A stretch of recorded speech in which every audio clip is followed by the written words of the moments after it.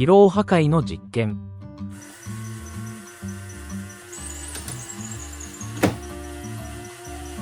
材料力学の会のために作った。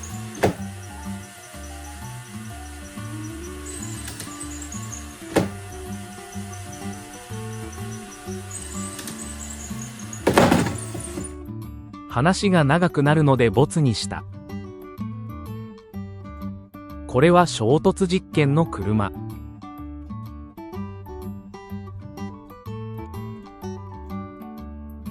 安全工学の会のために作った。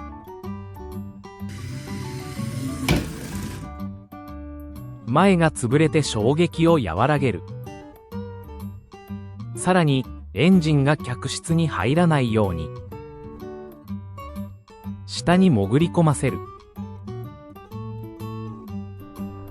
スローでもう一度。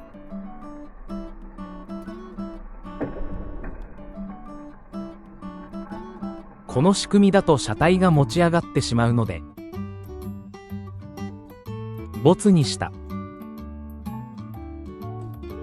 結局単純な案で解決した。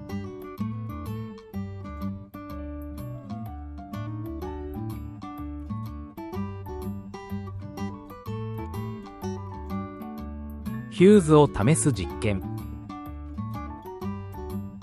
安全工学の会のために作った。電気の流れを回転で例えている。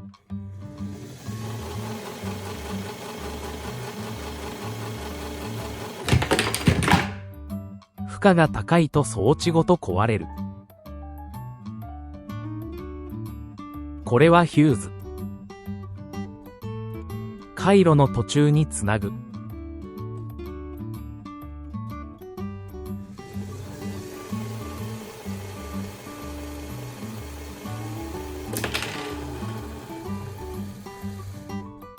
負荷が高いとき、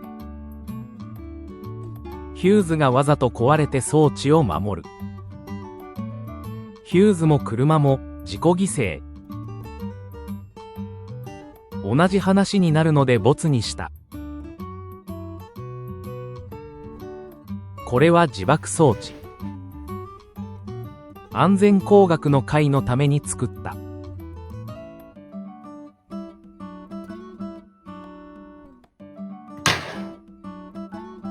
情報を守るために自爆する。漫画やアニメにはあるけど実物はあまり見ないのでボツにした。これは動物の骨。材料力学の会のためにレゾナイトというメタバース内で作った。でもうまい棒の方が骨に見えたので